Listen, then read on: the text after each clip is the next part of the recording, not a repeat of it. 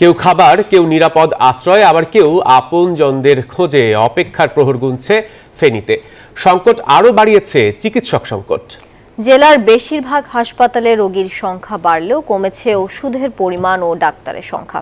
আর পানি নেমে যাওয়ার সাথে সাথে স্পষ্ট হচ্ছে বন্যার ভয়াবহতার চিত্র। ফেনী থেকে আরও জানাচ্ছেন মাসুদ সুমন। গলা সমান পানিতে কাঁধে নিয়ে 2-3টা হাসপাতালে গেছি, কোথাও কোনো ডাক্তার নাই।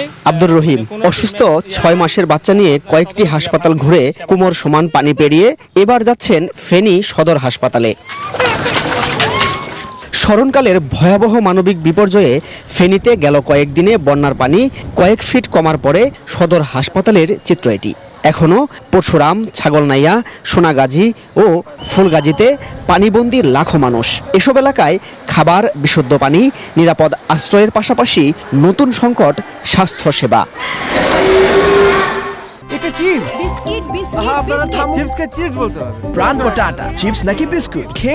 হাসপাতালে চিকিৎসা দিচ্ছেন মাত্র কয়েকজন ইন্টার্ন ডাক্তার। রোগীরা জানান ডাক্তার এসেছেন আজ 4 দিন পর। অনুপস্থিত রয়েছে নার্সরাও।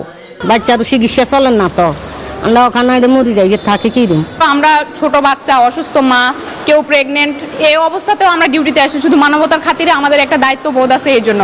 আর আশেপাশে অনেক নার্স আছে, অনেকেই হয়তো বা পানির নিচেও আছে, কেউ খবর পাচ্ছি না কারো, আউট অফ নেটওয়ার্ক। আমরা মির্জা মেশিনে 18 থেকে 20 জন নার্স আছি। যদি একটা বোর্ডের ব্যবস্থা করে দেয়, আমরা নিজ দায়িত্বে চলে আসতে পারবো।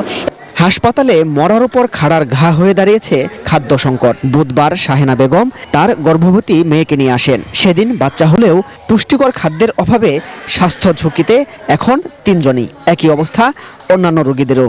মার বুকে দুধ পান না শিক্ষকদের, আর পেটে ওই মার গর্ভের পায়খানাগুলো বাইরে না। এবারে ডাক্তার এগুলারে দেখাচ্ছি, এরা করতে ভর্তি করান, তো ভর্তি করে লাভ কি, ডাক্তার নাই।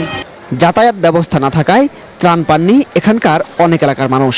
ফলে পানি নামার পর ভয়াবহতা ফুটে উঠছে। ভাইয়া আমাদের আজকে 4-5 দিন তলকে আমরা এখানে পানি বন্দি হয়েছি স্যার। আমরা কিছু খেতে পাচ্ছি না, সহযোগিতা পাচ্ছি না। কতদিন খানা দেন তো আমি কগে দিয়েছে, কতদিন কোনো রকম খাইয়ে চলিয়ে।